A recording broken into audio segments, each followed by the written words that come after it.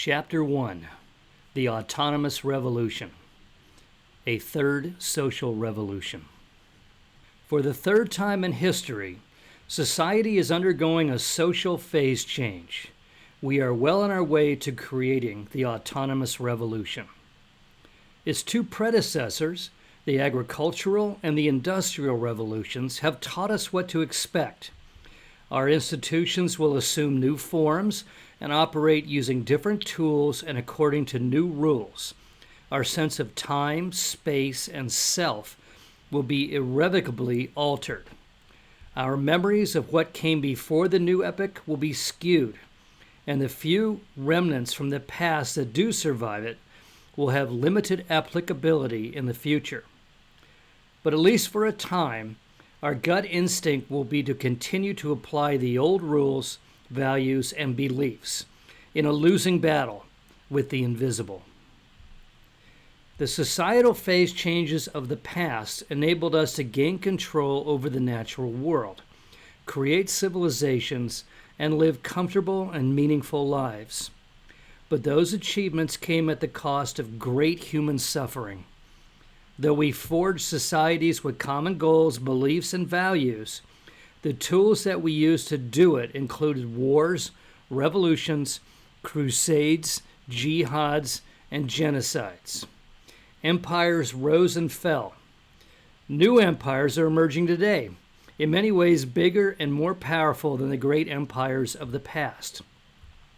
But they are arising in a territory we never anticipated, the virtual realm, and in the forms of corporations such as Facebook, Google, and Amazon.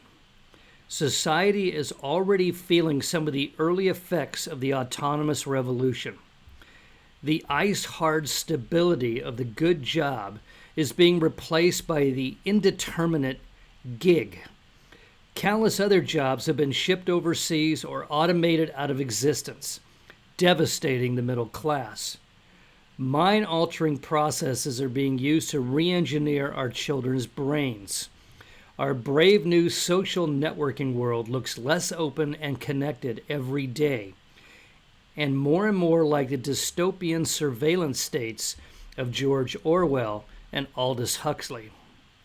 If we want to turn the forces of the autonomous revolution to our advantage, we need to see them as they are, and not through the lenses of our old rules, values, and beliefs.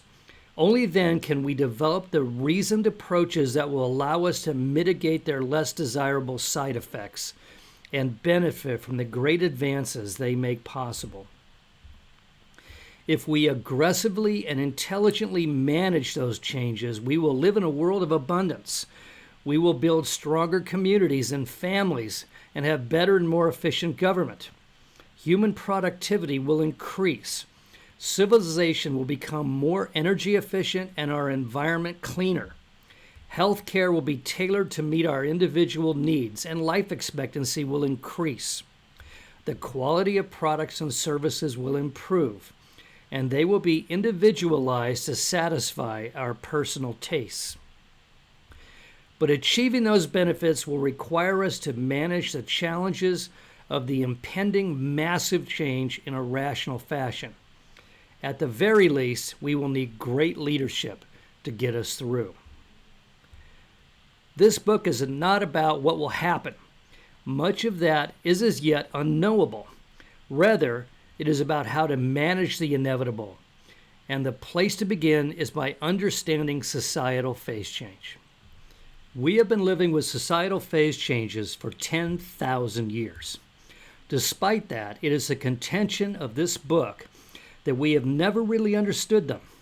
As a result, much of our historic adaptation has been characterized by violence rather than by reason. It doesn't have to be that way. Changing form. Let's look at the process more closely.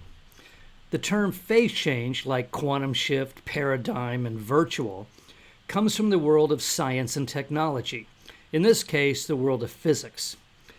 The phenomenon is something we experience frequently in everyday life.